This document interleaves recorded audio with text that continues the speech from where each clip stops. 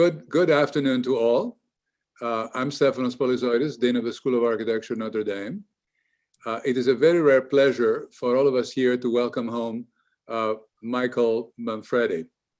Michael is a distinguished architect, a partner in Weiss Manfredi, based in New York, and a most important graduate of our school. And we take exceptional pride in pointing this out to you tonight.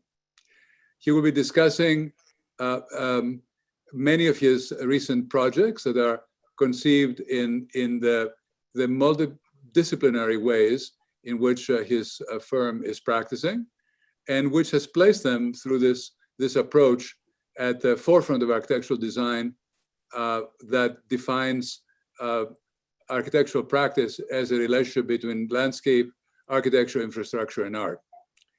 Michael was born in Trieste, in Italy, and grew up in Rome.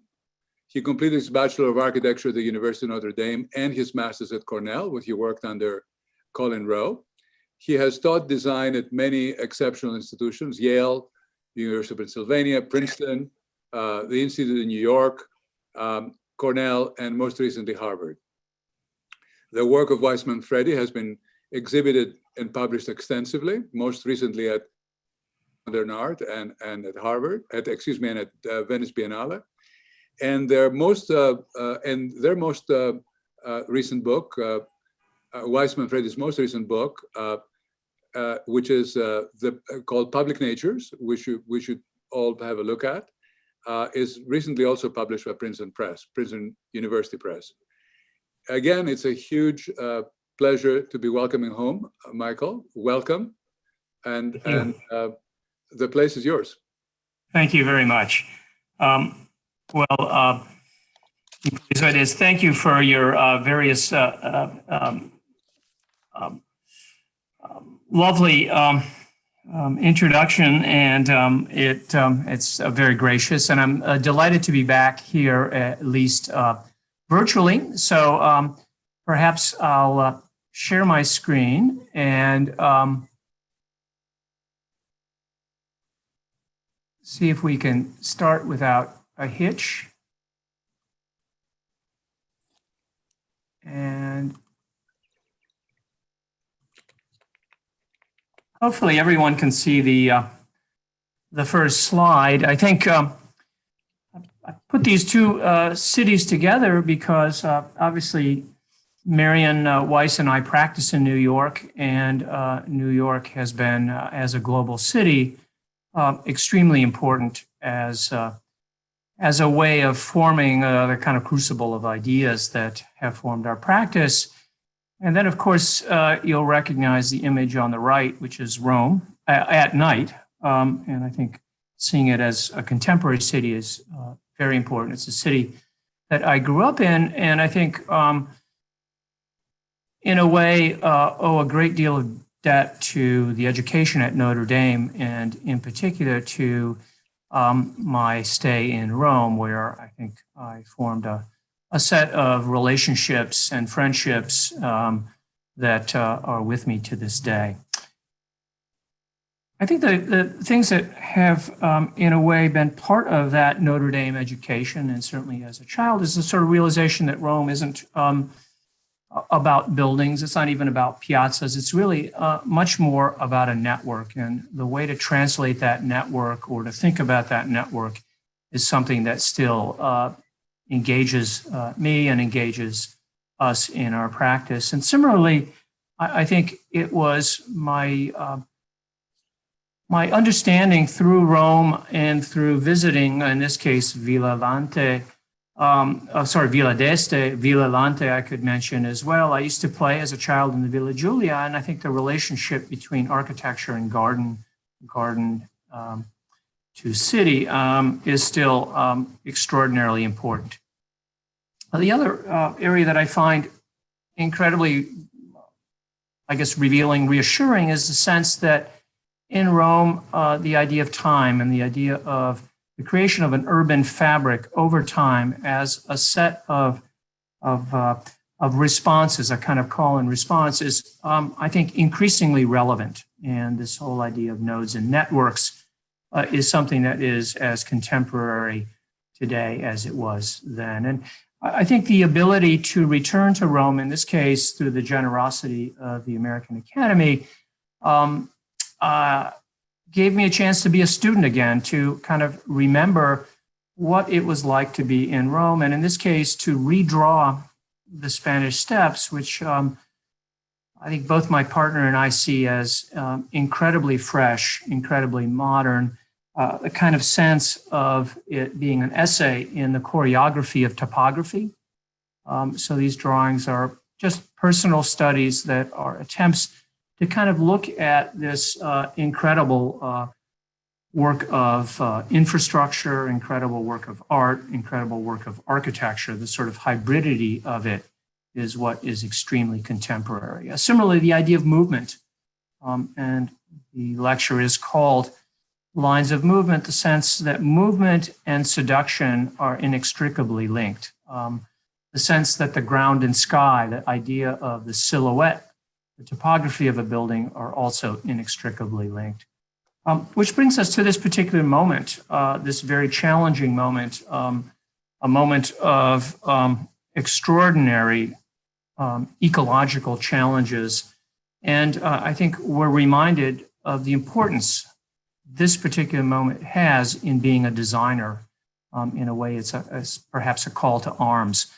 And in reflection, while we are, I think, all trying to weather through this very awful and tragic pandemic, I think we do need to be reminded that in the past, pandemics shaped our built environment, whether it's the Lazaretto Vecchio in Venice as a way of creating a hospital and thinking about hygiene, or the development of the Victoria Embankment in London as a kind of precursor to a thoughtful system of infrastructure, or even Central Park. We forget that Olmsted's call to arms in the creation of Central Park was built around the idea of health and the idea of releasing the city from the tyranny of cholera and yellow fever. And I think part of what our frustration stems from is this idea that there's a kind of binary idea between the natural world and the artificial world. And I think that's an idea that at this point has little validity. Virtually everything in the natural world has been somehow touched by man. And I think that sort of ongoing theme and discussion, the kind of interchange between the artificial and the natural, is something that I think provoked Mary and I to write a book and to think about it as perhaps a projective manifesto where we could think about infrastructures, and architecture does have its capacity to be infrastructural as evolving. Similarly, architecture's capacity to create social infrastructures. And I think these two themes will inform some of the 9 projects that you'll see this evening. I'll start actually with one of the most recent and the smallest, a little pavilion for the Venice Biennale. And it gave us a chance to reflect on the influence of certain infrastructural projects, certain hybrid projects like stepwells in India, the influence those have had on much of our current work. It was also a chance to engage, in this case, students at the University of Pennsylvania that Marion Weiss was leading. It gave us a chance to develop a joint studio where the students would investigate hybrid projects, hybrid being both infrastructural, architectural, and landscape. And those projects, including our own, were kind of clustered in this little creation of a kind of a piazza where you could get away from the kind of intensity of the Venice Biennale and quietly reflect on both past and present. The idea of constructing this as a sort of shell also, as you notice, recalls the kind of great shipbuilding traditions of Venice, done through extremely contemporary techniques of wood construction. There are places of quiet to contemplate projects, in this case, our project for the Brooklyn Botanic Garden, but also a chance to be part of and move away from and through the kind of high energy that we associate the Venice Biennale. So we can shift from Venice to New York City, specifically to Brooklyn, and the Brooklyn Botanic Garden a number of years ago asked us to design a visitor center for them. And the visitor center actually occurs at the intersection of a very dynamic and economically mixed neighborhood in Brooklyn, and is very much at the intersection of what is the Brooklyn Botanic Garden, which is a kind of a curated museum, an oasis apart from the city, but very much embedded in it and has a very strong urban dimension. And rather than position the visitor center in the middle of the garden, as had been contemplated, we thought it much more engaging, I suppose, and much more relevant to pull the visitor center right up to the edge of the city as an invitation. And you can see in these little origami models, there's a sort of a beginning, a very embryonic attempt to take a building and allow it to transform from very urban to very natural, and very much about the landscape. But of course, that happens in a highly metered way. So you can see the beginnings of these sort of series of MRIs or sections where the building twists and turns and nests itself into the existing topography so that it becomes overtly architectural and then starts to wander and almost disappear into the garden. So the idea of collecting a general public, collecting people, is part of the experience at the street. You can filter through the building and perhaps never even enter it. It becomes a very porous portal to the garden. And it, in a way, takes its inherent geometries from the kind of Olmstedian paths that are part of the Brooklyn Botanic Garden. It provides shade. There's a sort of sense of dappled light. In this case, the geometry is very much not romanticized. It is a function, in this case, of the drip line of this very, very important, very rare green cherry tree. So the geometries of the building, while they seem very casual, are extremely carefully calibrated. At times you can enter the building, discover the kind of wonders, the pleasures, the pedagogy that a botanic garden can yield. There are places to pause for conferences or celebrations, in this case, a kind of an event space that has a sectional idea. The building, again, as I mentioned, is nested into the topography so you can actually look down into this room from an upper level. And then, of course, by night, the room becomes a sort of a lantern in the context of the garden itself. You can approach the building from two sides, so it becomes a sort of a Mobius in a way. So you approach it from an upper level, and this is where you have a chance to look down into the event space. And the building actually has this sort of dual purpose as a way of generating and organizing circulation around the primary entry to the garden. But it's also a way of organizing a set of ecological agendas, in this case, capturing water, using it to irrigate, allowing it to kind of be transferred into a basin, a detention basin, and then used throughout the garden. So it's a machine in a certain sense. And you can start to see how that kind of relationship between both topography, architecture, and landscape are played out in this particular photograph. Or in this one where the building almost disappears. And as the green roof matures, that kind of sense of a dialogue between the vegetal and the mineral will become more and more pronounced. So there's a similar exploration between the kind of mineral and the sort of vegetal and the idea of movement. In this case, a small visitor reception building for the Novartis Corporation in a more rural setting. So here the idea was to create a kind of a passage, a way to kind of greet visitors, but also provide a level of security. So you would park your car, be greeted and picked up by a shuttle bus system. So there's a land side and an air side, like in an airport. And the idea was to take a wall, allow it to sort of shear and slip, thicken it with program, and then allow it to become spatial, to become a space of passage and transition. And you can see, like at the Brooklyn Botanic Garden, we're kind of attempting to develop a relationship between a series of berms and a series of overtly architectural elements, in this case, a roof and a series of columns. And those can be played out on, in a way, the sort of land side where you're dropped off, greeted. And you can start to see the roof is actually a giant impluvium that catches water and allows this building not only be a net zero building, but to really talk about the relationship of architecture to the natural world. So you enter a very, very neutral space, in this case, totally white, as a way of framing the incredibly beautiful and lush, very picturesque landscape that is part of this campus. So you pass through a very tight series of columns, and then you emerge onto the campus side.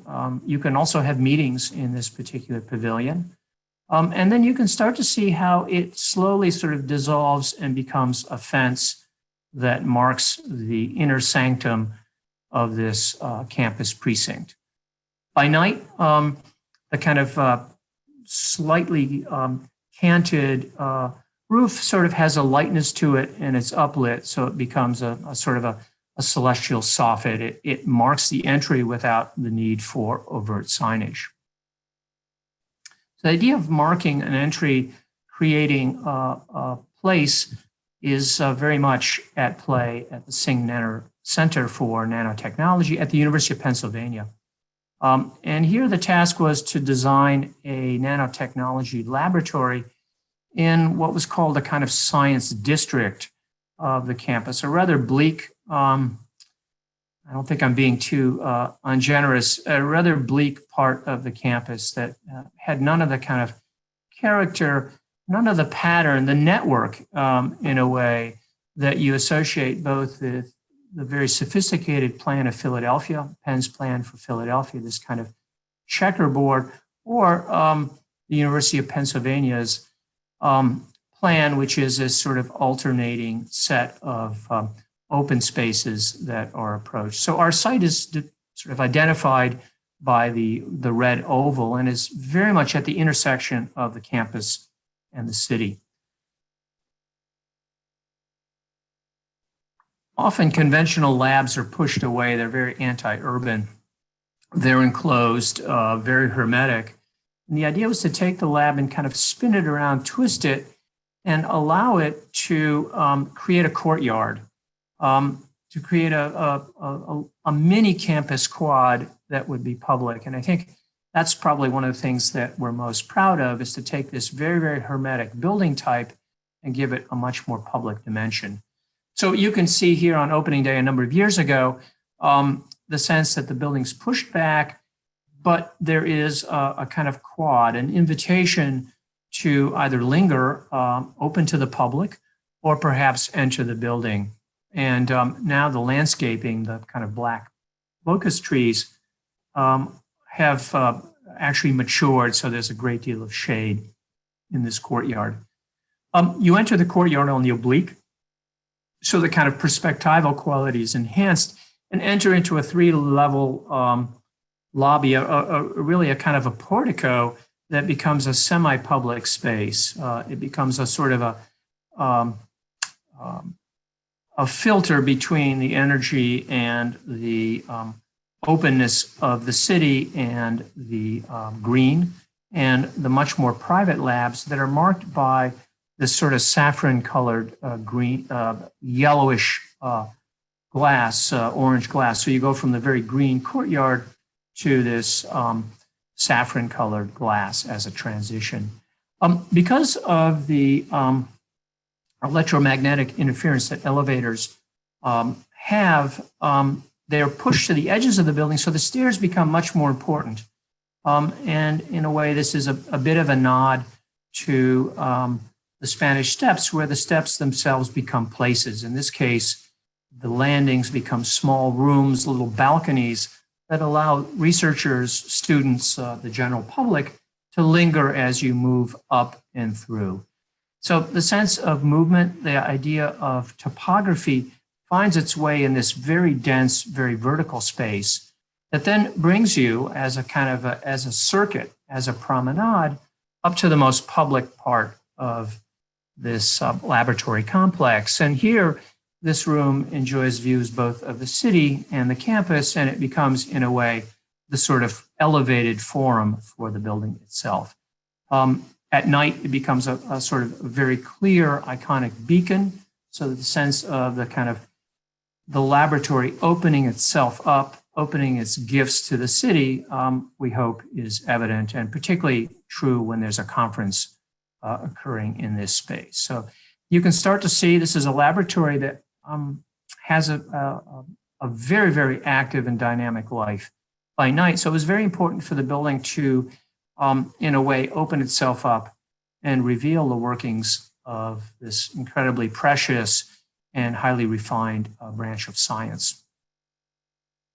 If the nanotechnology lab is extraordinarily precise and in a machine, in a way, a machine that opens itself up to the city, this project for Kent State, the Center for Architecture and Environmental Studies, is a much rougher laboratory, a much more loft-like,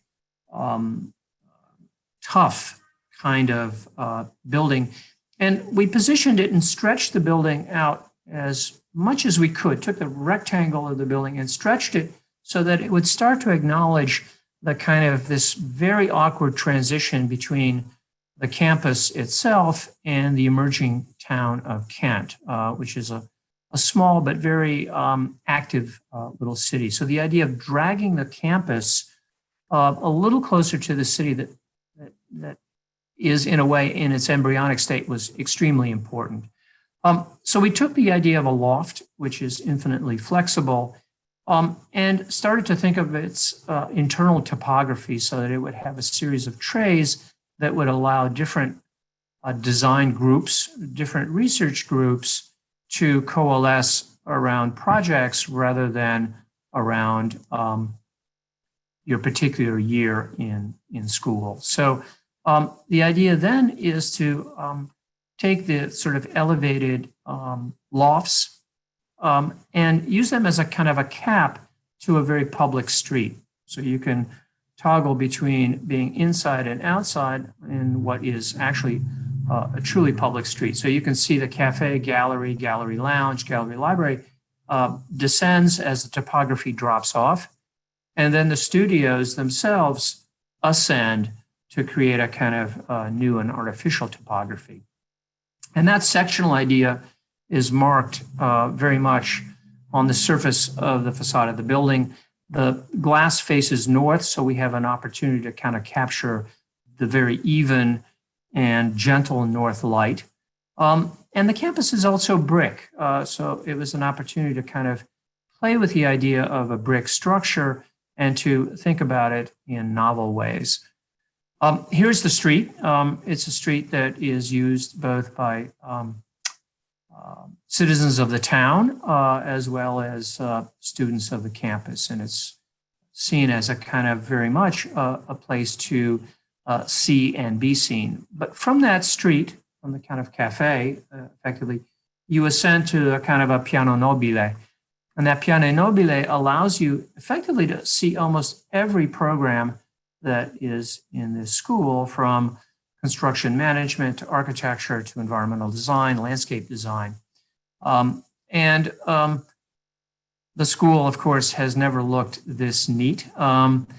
It has a level of energy and a slightly kind of sense of controlled chaos that we find extremely interesting and stimulating.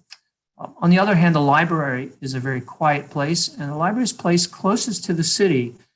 It's open, has very, very long hours, and the invitation is that it too becomes a sort of a semi-public room that invites the public at large to mingle and think about the environmental sciences and the environmental design programs. As the building kind of meets grade and adjusts to the scale of the residential neighborhood, it, in a way becomes more finely scaled.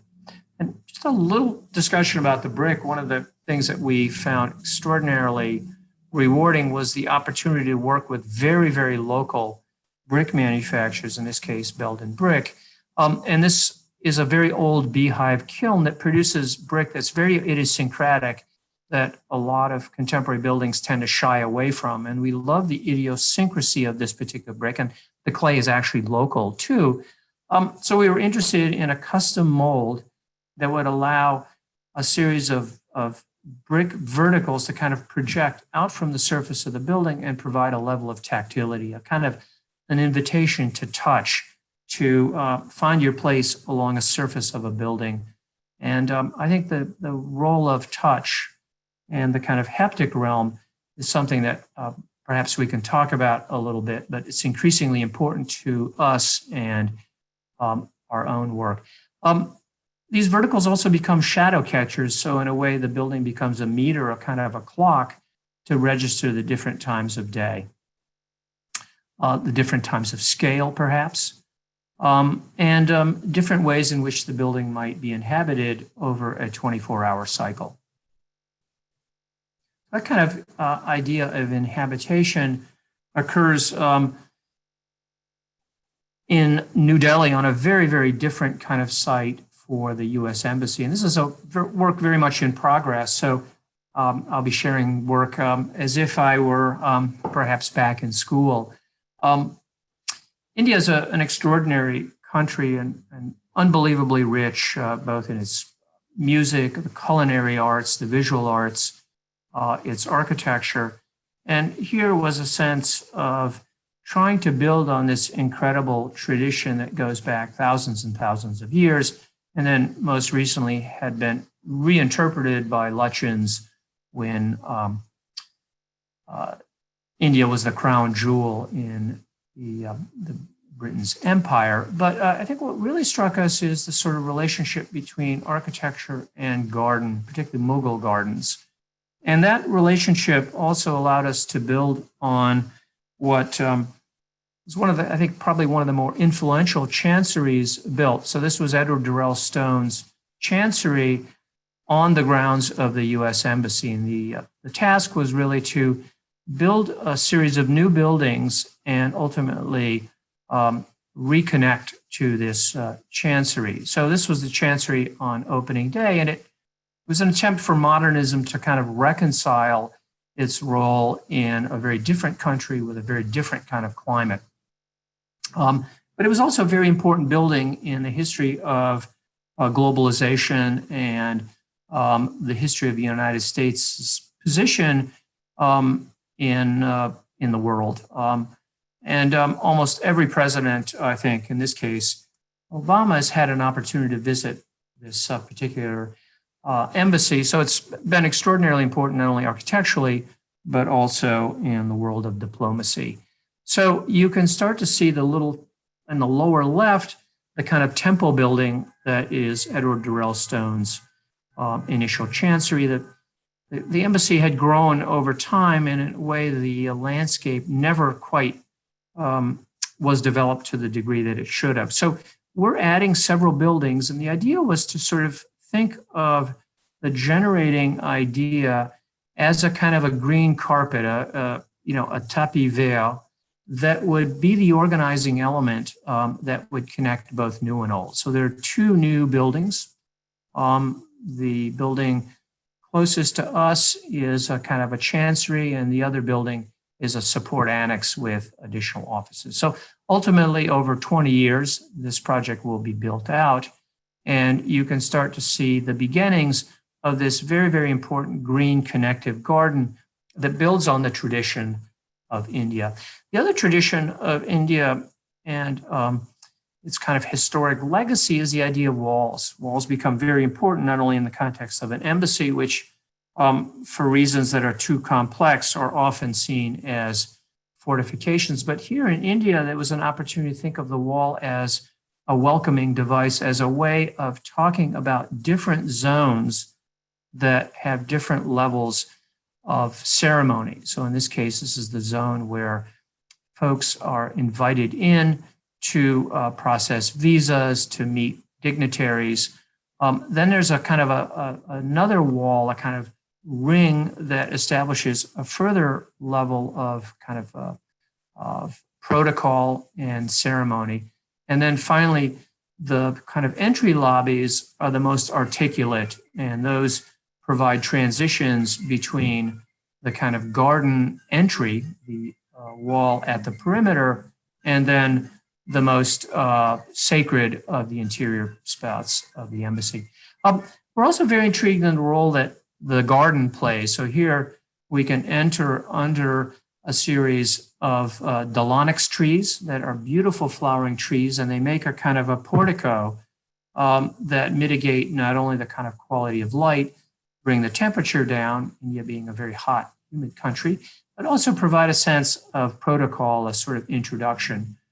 The other thing that is quite important in this particular project was to keep the new building at a lower elevation than the historic chancery, which you see on the right. It was the introduction of a series of lower levels that become, in a way, sunken courtyards, which allow light to come into spaces that would otherwise be dark and below grade, but also play on the role of topography in the development of Indian gardens like Lodi Gardens or at Fatehpur Sikri, where the kind of ground plane is adjusted and beautifully manipulated into a series of levels. And that sort of manipulation also allows us to think about environmental concerns like extreme heat and to play with the idea of the traditional Indian jolly screen. So you can start to see the sort of studies that we have been looking at in terms of deploying a screen system that allows you not only to look out and capture some natural light, but also to prevent direct sunlight from entering the building. And you can see that in the early sketches that Mary and I did with the sort of the historic 1950s Chancery building by Edward Durrell Stone on the left, and then our new project on the right. It's a sort of idea of a syncopation that's very, very vertical, but also a very strong horizontal roof that allows us to provide shade and to catch water. Against that sort of horizon is the play of the ground plane. And you can see that kind of ground plane articulated not only in a kind of a sectional way, but also in a sort of material way. Likewise, the entry in a way owes, I think, a debt to Chandigarh and the sort of idea, also Mughal forts, where the entry became a kind of a void between very strong and imposing cylindrical volumes.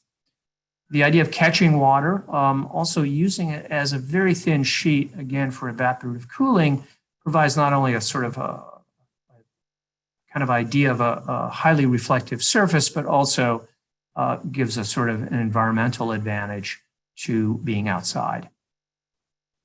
So from New Delhi back to, in this case, Seattle, to the Olympic Sculpture Park. And if Delhi was overtly an architectural project, this is overtly a kind of hybrid landform. And here, we started this project about 10 years ago, and the task was to kind of take these three sites, a site divided by a wide body highway that moved north-south down into Seattle and all the way up to Canada, and a train line that also moved north-south from California up to Vancouver. So what to do with three sites bifurcated twice and an inhospitable parking lot on the most precious bit of real estate, the water's edge. So the idea was to take a kind of a wandering landform, and rather than cover all of the topography, which we found particularly interesting, was to kind of rebuild that and to use that to kind of reveal the sort of strands of infrastructure, which in some ways we felt gave this site its presence and its DNA. So it becomes a park that wanders quite literally from the city to the water's edge.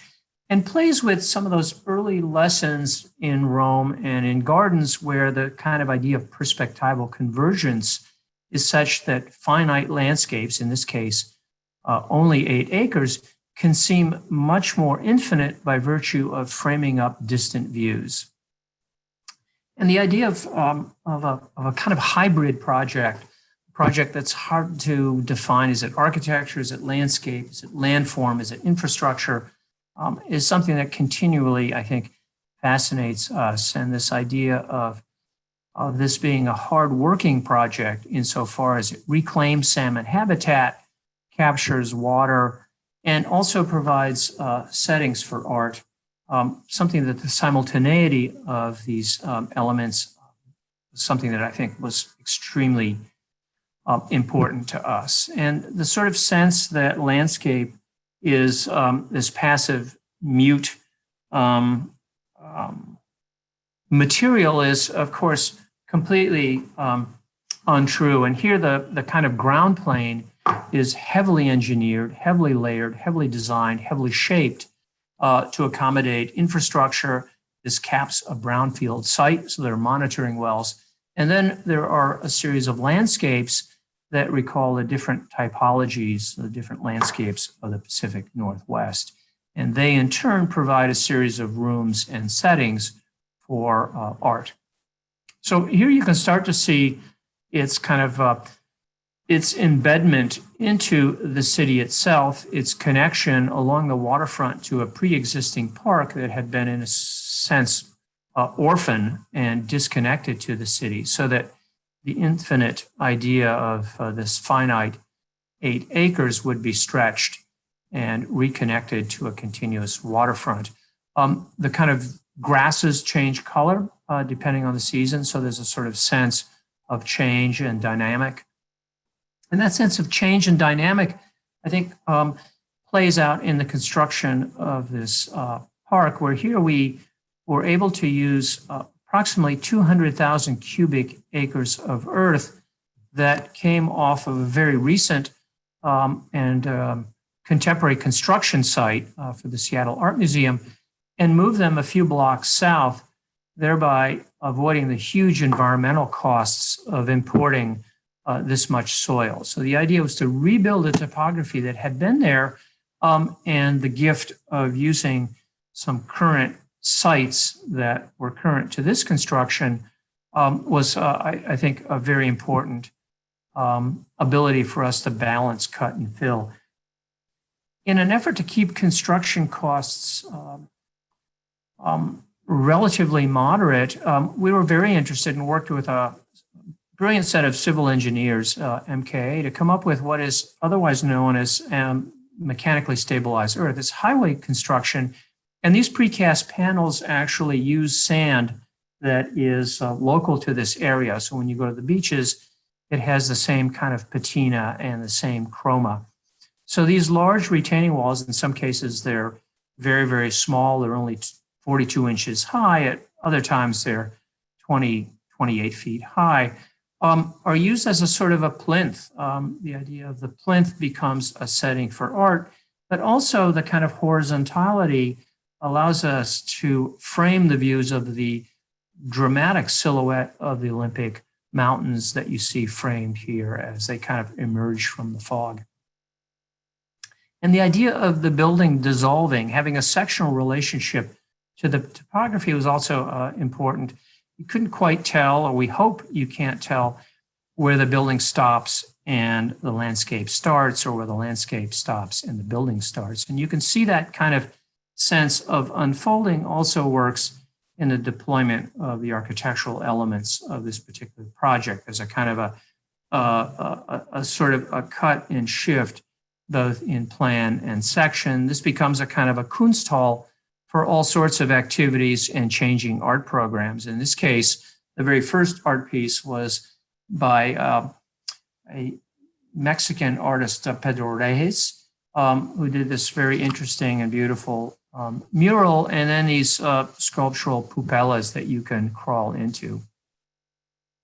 The idea in this context of, in the finite 8 acres, creating a series of outdoor rooms, you can start to see played out in this early sketch.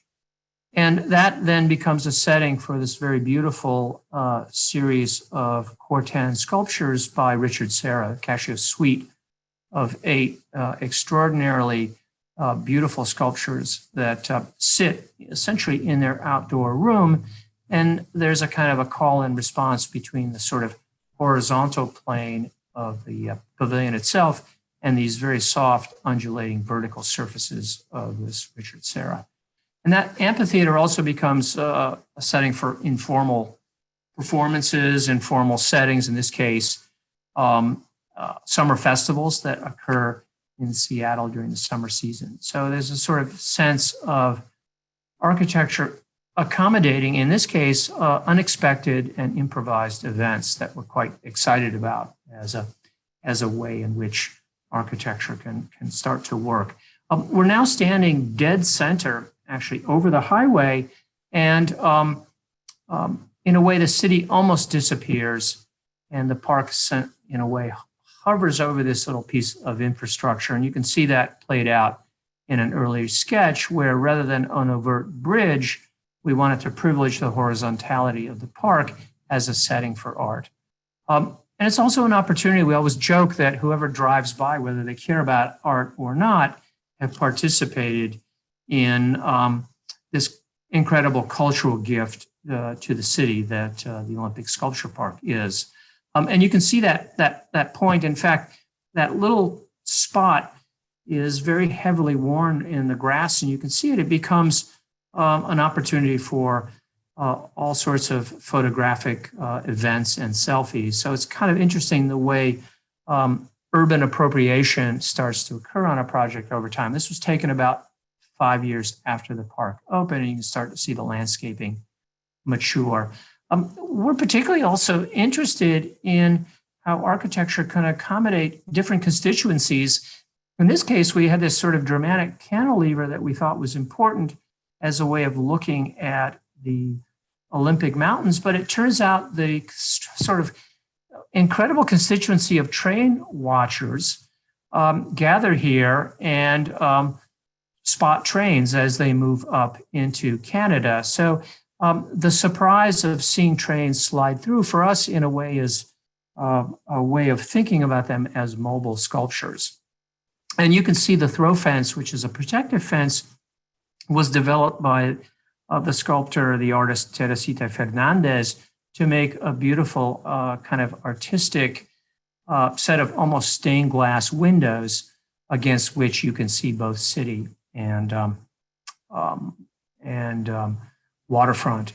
And the last part of this journey from city to water's edge was the idea of reclaiming the water from this rather bleak parking lot that it had been, with an armored waterfront. So we've restabilized the waterfront into a series of terraces for aquatic salmon.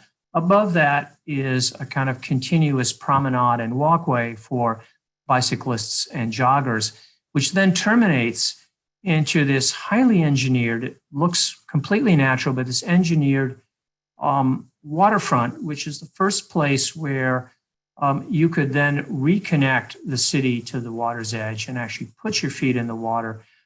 Extremely important when you think of the history of native inhabitants to this area. The presence of water and the presence of salmon wasn't just a kind of ecological imperative. It really became a spiritual and symbolic imperative. So driftwood collects, it becomes part of the kind of art of this beach. And we're particularly proud. We kind of think of this as an aqueous performance piece.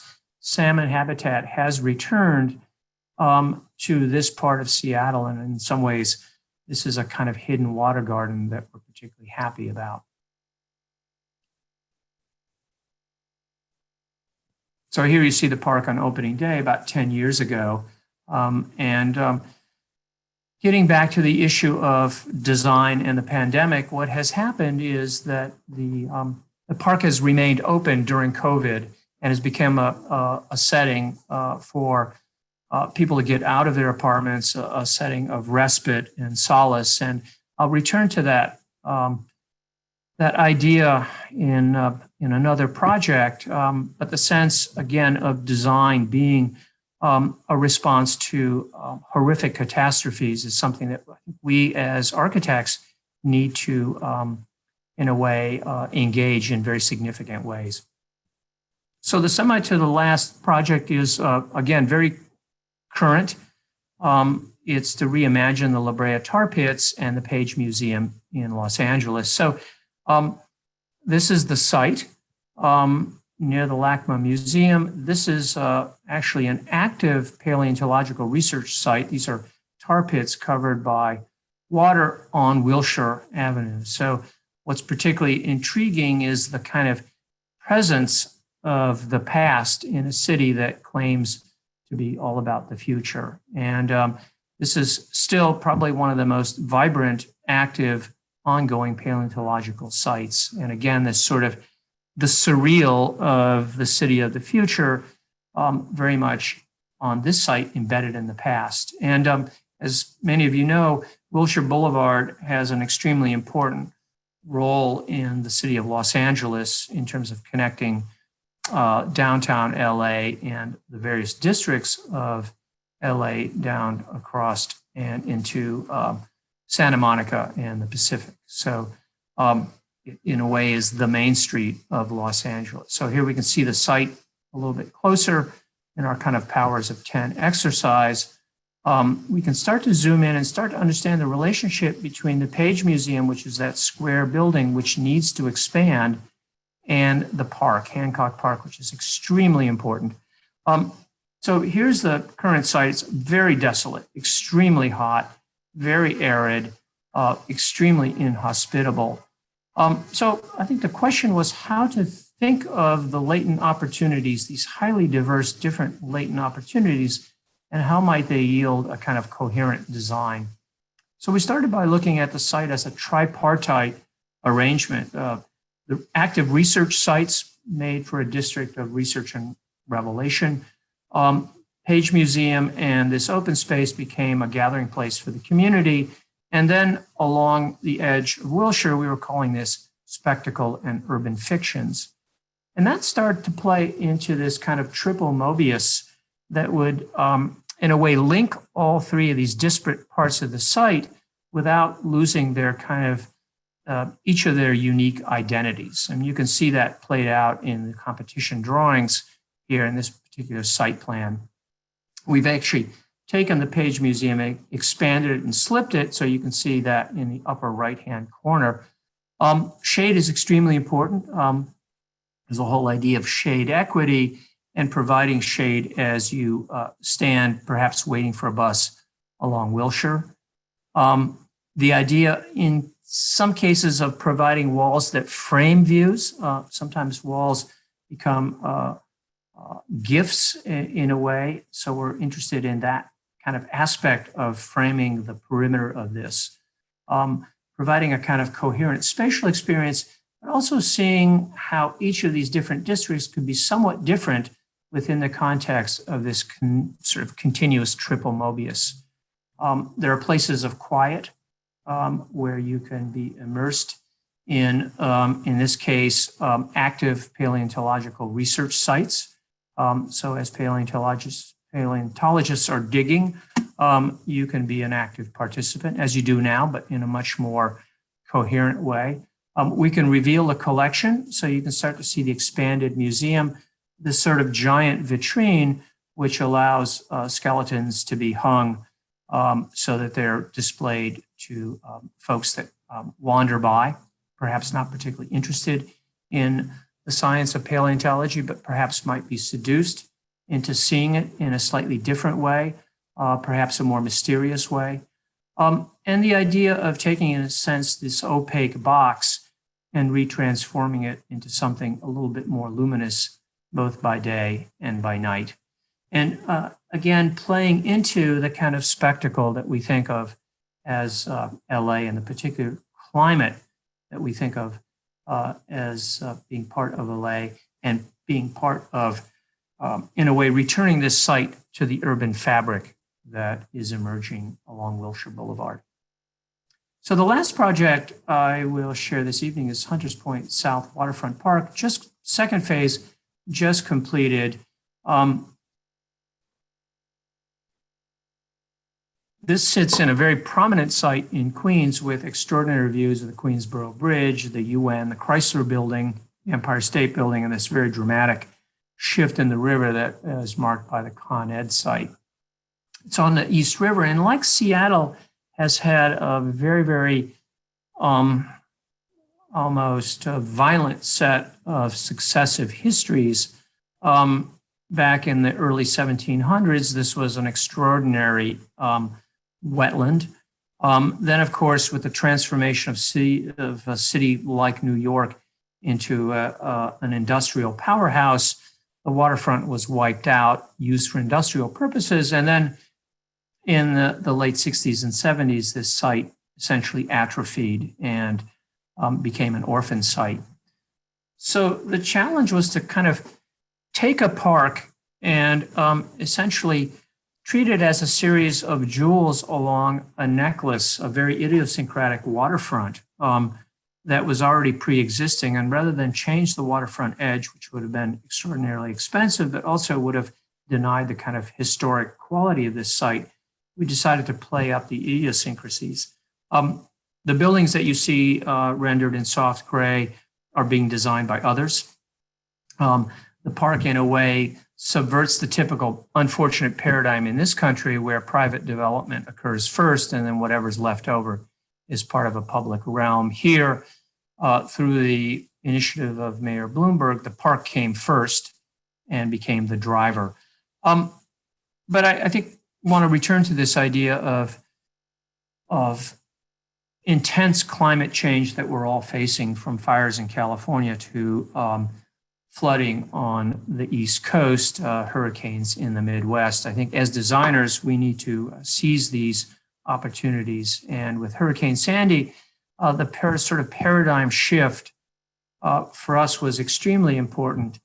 And from thinking about a water's edge that was purely concrete, we and many others, thinkers and ecologists, have been looking at a sort of a soft infrastructure. So here you see the waterfront edge at high tide.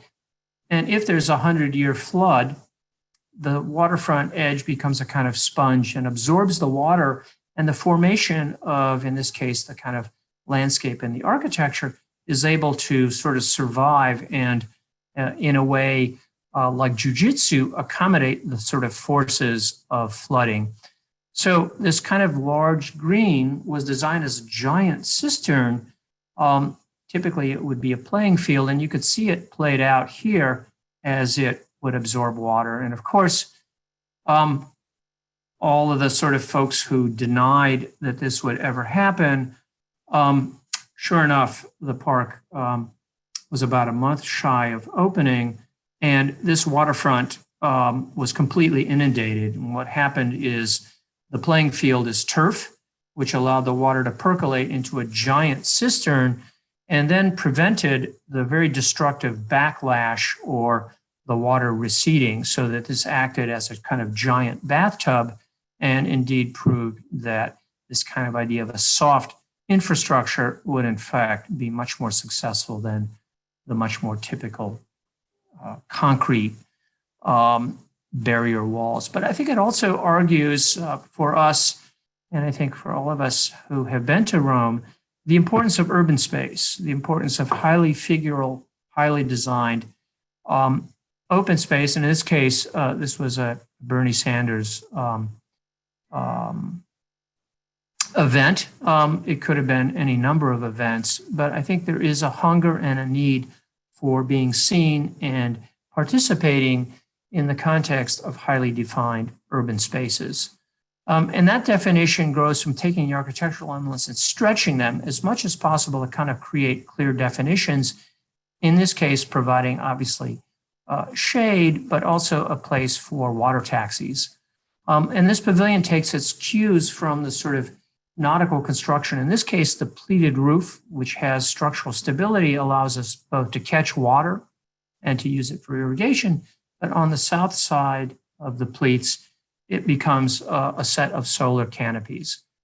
And you can see that building actually, rather than 4 buildings, which were part of the program brief, we kind of clustered bathroom, cafe, offices, maintenance sheds into one, and then covered it with a kind of giant canopy that would organize both a set of interior spaces, but also a set of exterior spaces. In this case, we're recalling the kind of the rail yards that were here. So this becomes a rail garden. At times, it becomes a shaded place to accommodate water taxis, which are becoming increasingly important to the life of New York City. But also, it's a way in which we can start to frame views, because views unframed, in a way, don't exist. By framing views, we give them a temporal quality that they otherwise might not possess, both by day and night. And the second phase, south of here, was just completed. So you can see the topography, one of the sort of only bits of topography along the East River. And the idea was to use this topography to create a kind of a belvedere, a giant viewing platform to take in the spectacle of the city. And here it juts out over a reclaimed wetland.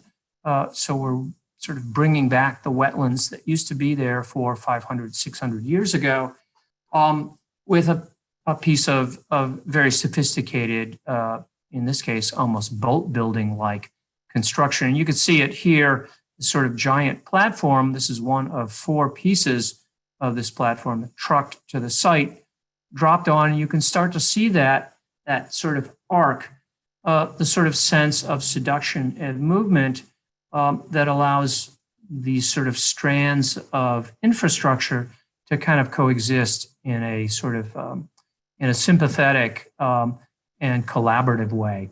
The sectional ideas are increased and played up. So there's a waterfront walk that allows you almost quite literally to walk on water.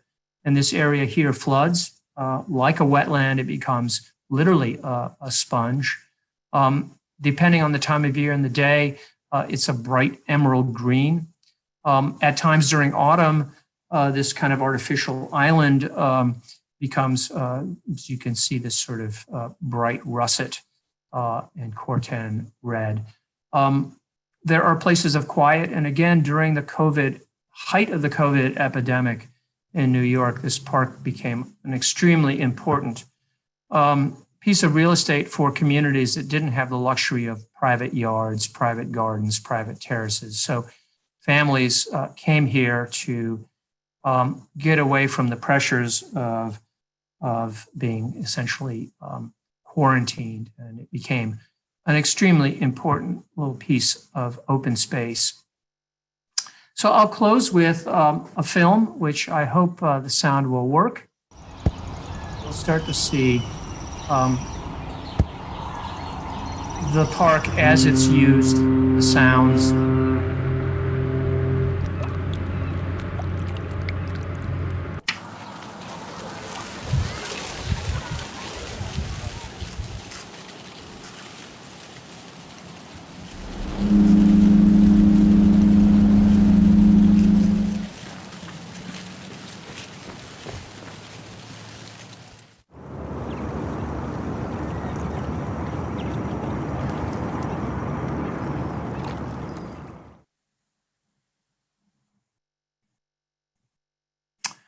So to conclude,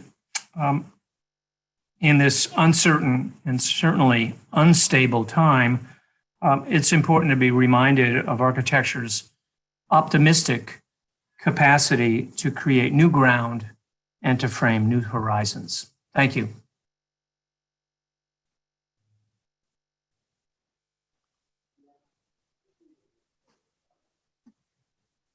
Thank you, Michael, very, very much for a wonderful lecture and for extraordinary work. Mary Beth, do you want to lead the questions? We have a number of questions, and I also wanted to let everyone know among our participants, if you have questions now, you can go ahead and enter them as we work through the ones that have already been selected. First, I have a comment from context. I'm guessing, Michael, that it is a classmate of yours, Stephen Alejandro, who just wanted me to let you know that he has always admired your sketching ability. Thank you. So from Arturo, we have a question about, do you think there are aspects of community gathering that will change forever or for an extended period of time due to the coronavirus pandemic? And how do you see that impacting the way that you design spaces? Yep. Good question. Without a doubt, the answer is yes. I think we will have more pandemics. I don't think that's my opinion. I think every public believes that will happen. And I think that validates the importance of open spaces and the ability to design spaces at multiple scales will become increasingly important because at times you have to socially distance.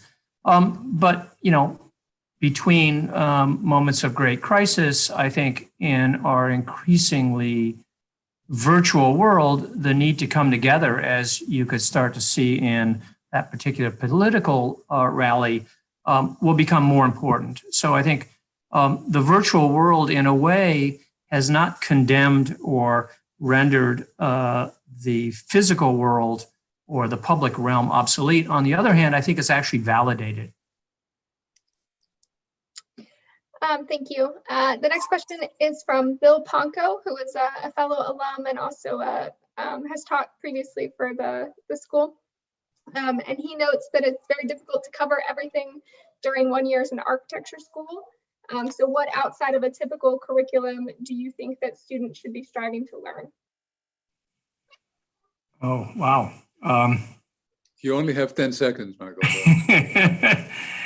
Well, every student, I think, learns at a different rate and at a different pace. So I think there's no one size fits all. But I would encourage every student to engage in whatever free time they have, which is certainly not in the context of school, whether it's summers or after school, before graduate school, after graduate school, to work in whatever setting they see meaningful to them, whether it's working in an architectural office, working in on a construction site, or volunteering in a nonprofit. I think architecture is about life. It's about experiences. It's about engaging people. So to the extent that you can broaden your education by engaging the outside world in whatever way makes you excited, I think that's invaluable. Thank you. I have a question here from Matthew Schwinn. Matthew, I asked you to unmute if you're there and you want to ask your question directly. Yeah, sure. Thank you so much for your talk. It was really cool. I was wondering, you explore in a lot of your own designs and also your analysis of the Spanish steps, how stairs can choreograph movement through space and also serve as social spaces. And I was wondering how you think about the way that intersects with access for people of different abilities. Yeah, great question. And I don't know if you saw on the, particularly at the Olympic Sculpture Park, essentially that wandering ramp, that landform is completely ADA accessible. So every public space we have, including the Hunters Point Park project, has to be paired with a way in which we can open it up to a much larger constituency. And, actually, as a parent pushing a stroller, I really started to realize the importance of that. In the context of some of the architectural projects you saw, both the landings in the project for Penn are positioned so that if you're in a wheelchair, you can either be at the top or the bottom, but you're part of the same experience. And what you didn't see is there was a very, very generous elevator that was positioned, a passenger elevator, not a freight elevator, strategically located so you wouldn't feel like you were not part of that experience. And that, I think, is increasing the challenge. I think the Spanish steps are the Spanish steps. They probably won't change, but as you know, there are a number of streets that traverse the top and bottom of the Spanish Steps that make that, I think, a much more interesting urban experience. Thank you. We have another question from Christopher Kirschner. Christopher, I asked you to unmute if you're able to. But I will go ahead and read his question for him. He notes that he's in Tampa, Florida, and he is thankful that you will be involved in the design of some of their downtown urban space. And his question is, what is your impression of Tampa's potential for world-class urban space? Well, I feel like I'm working for the Chamber of Commerce. We're working, for those of you who don't know, we're designing a museum expansion there that includes a number of open spaces. And I think what we've done is reorient what is a very opaque box to accommodate a much more pronounced waterfront presence. And Tampa has a very active, potentially active river. So what we're trying to do is kind of reorient part of the major cultural institutions along that waterfront. And so what do I think of Tampa? Well, I think that waterfront is an extraordinary opportunity that has great potential. And it's a young city, it's a dynamic city, and I think it's a city that really starts to see it itself as having a dense urban future. Thank you. We'll let the Tampa Chamber of Commerce know. We have a question now from Professor Al DeFries. Al? Yes. What doors were open to you by winning the Paris Prize as a student?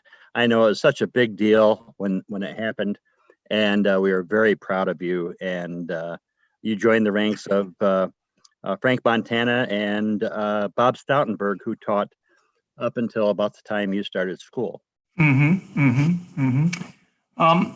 I don't think there were any literal doors that opened, but what it did, winning that prize provided was a certain jolt of surprise, a certain, I think maybe a level of confidence that as a young student I didn't have, but it provided me with an opportunity to travel and to see, go to Morocco, return to Rome, go to Finland. I really covered probably from North Africa up to Finland, from Lisbon to Istanbul. And that, as a young architect, was unbelievably eye-opening. So in a sense, that was the biggest door, I suppose, that could have opened to me. Thank you. Gift. So our next question is from Joe DeRico, and he is asking if you can describe your process or approach of encouraging or prompting clients and other stakeholders to maybe subvert or reconsider their assumptions and their notions of design to achieve innovative solutions. I wish I had a quick answer for that. I think I would patent it and sell it to every architect. Both Mary and I have a very integrated and collaborative working relationship, and many of the projects you see have, I think, benefited from her engagement. So I think between the two of us and between a very talented and maniacal studio, talented group of architects in our studio, I think we all try to sort of support each other as we move through very difficult phases of a project. So to answer the question perhaps more succinctly, it takes an extraordinary amount of pressure to an extraordinary amount of patience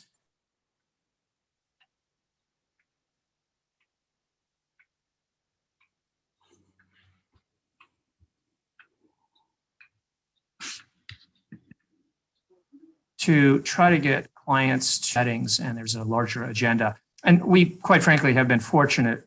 We try to wherever possible, align ourselves with clients who share a similar sensibility. And it, in a way, we've now reached a point where when we talk about our work and when we interview for projects, we try to be selective, and clients, quite frankly, are selective with us. If they don't like our work or don't think it measures to what their expectations are, then it's, then obviously we're not chosen, and probably it's for good reason. So it starts, I think, with trying to find the right alignment. Clients that share the values that we share the same ambitions. And that's not easy. This is a, extremely competitive and highly unstable economic environment. And then once we do have a project, we try to be as generous with ideas and as open with the collaborative nature of working with clients, often large constituencies. We very rarely, unless it's a competition like La Brea, start projects with a preconceived design. And that, I think we try to bring the evolution of a design into focus slowly with many different constituencies feeling like they're part of the process. So I don't know if that helps. And every project's a learning experience. Every client group is slightly different. Every site is different. So I think the idea of being agile and trying not to be so specific about a process is, I think, a very important lesson. Thank you. The next question is from another faculty member, Julio Cesar Perez Hernandez. Mm-hmm. Hello, Michael. Thank you for your interesting presentation of your projects. Congratulations also for your great sketches. I was wondering how could you respond to how do you find and choose your precedents for your projects, and if people like Emilio Ambas or Stephen Hall you think have had some influence on your work in the sense of landscape and architecture in interconnection and also approaches? Yeah.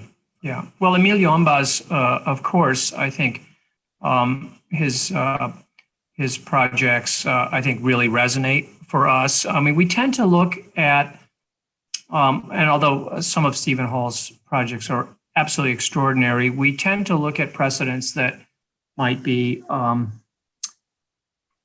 a different era, a different generation. I think it's easier for us to look at a precedent that has a certain history because we can kind of understand its context, how a particular precedent has evolved. So in the context of India, for example, we were very much inspired by Indian step wells and both the social function, but the very beautiful way in which they organize space for environmental reasons, mainly the collection of water. So the collection of water becomes social, it becomes symbolic, or in that case, Mughal gardens, which for us, I think, have opened up a way in which we could think of the ground plane, particularly the ground plane and the development of a garden in a very hot climate, which is, I think, increasingly important. So I think we tend to be drawn to precedents that have a little bit of history to them. There's a little bit of distance that helps. I think we try not to get too hung up on what some of our contemporaries are doing. I mean, Alvar Aalto is certainly someone we've looked at very carefully as a modernist architect who had the ability to think through climate, to adjust form in very beautiful and very tactile ways. So that kind of set of precedents like Imatra or St. Netzalo Town Hall have been very important to us. Thank you very much. For my next question, I want to first preface this by saying that I want it noted that Notre Dame was generous enough during our event to allow this question to go forward. But David Reinhardt has asked, what aspect of your education at Cornell do you think has most profoundly affected your work? Well, first of all, when I was at Cornell, I was a graduate student. So you're older and you return to an environment with a different lens. I had traveled, I had worked, and at that moment at Cornell, it was a chance to study with a particular individual, in this case, Colin Rowe. But it was also a moment in Cornell's history where the other great figure in the graduate program was Matthias Ungers. And although everybody's made a kind of an interesting storyline about the competition between these two major figures, as a student, it was extraordinarily fertile to hear these two very different figures who probably shared much more than they differed in. So it was a much more of a kind of it was an incubator. It was a kind of a hothouse in Ithaca, which was relatively remote and surrounded by really interesting architects. And in that sense, as a more mature student, that was my takeaway, a very personal and close interaction over several years. And then I actually stayed and taught there. So I was able to kind of see my education through the lens of a teacher. So we just have a couple of questions left. And the next one is from Brad Hastings. It's a more practical question. He's asking what sort of technology you use in your firm. Good question. We specifically avoid falling into the trap of using any one particular technology. I think we as architects, designers have to have a very big toolbox. So we've got extremely sophisticated Lumion models that we use. We're very interested in video, but we also have a whole host of very crude handmade models that we use and work simultaneously. I think behind me is another charcoal sketch. So both Mary and I draw, and we are always interested in oscillating between sophisticated programs and very simple, crude but very effective hand drawings and handmade models. Michael, I have a final question if there's no other. Is there another question, Mary Beth? Okay, well, I'll ask one final question. Your buildings are commanding as single objects, and the landscape is also the dominant dimension of all of your work. And it's huge in scale and figural in your own ways, and also very, very prominent, extremely prominent. How does this work evolve in process? Where do you start? Do these two things and everything else, in part the art and in part the infrastructure, but primarily the landscape and the buildings, how do they evolve over time? Do they evolve at the same time, one before the other, always in that sequence? How does your work get born, and how does it end when it's finally drawn up? Yeah. I would say that the part of our interest is, as I mentioned, the other previous question is in finding alignments that we are simpatico with. So we try to search out projects that are hybrid projects that have, they may be overtly architectural, and we are architects, but they have a strong sense of either the public realm or a landscape. So I think it does start, Stefanos, with finding an alignment that allows us to think of these two disciplines in the context of creating a project. So, I mean, that is the first and foremost I think, attribute. The other thing then is we try to find ways in which we can, if it's an overtly architectural problem, like the visitor center at the Brooklyn Botanic Garden, we tried to find ways of opening up that building, stretching it, making it a little bit more porous so that as the project evolved, the landscape became a more dominant protagonist. And now that the building's been built for about 8 years and the landscape evolves into a much lusher and more figural aspect, the sort of balance has shifted a little bit. In the context of the embassy, for example, there, because of the climate, the landscape will be very figural, but very contained in these smaller pockets. So there, I think the sense is that the architectural ambitions will probably register as primary, even though at times the presence of these very discrete lower level shaded gardens will also allow a different set of experiences. I think we were kind of always frustrated with the object in the garden, the kind of object, the sculptural object as distinct from the horizontal neutral ground plane. So even in that project for the Novartis Visitor Center, another architect probably could have done something extraordinarily sculptural in opposition to the ground plane. And I think our interest there was to sort of recalibrate the role of the pavilion and ground it into a set, in this case, of berms that have reciprocity between inside the campus and outside. So I don't know if that answers your question. It's a good one, but I think even in the context of we're working on a project at MIT that's finishing up, and it's overtly a taller building on the street.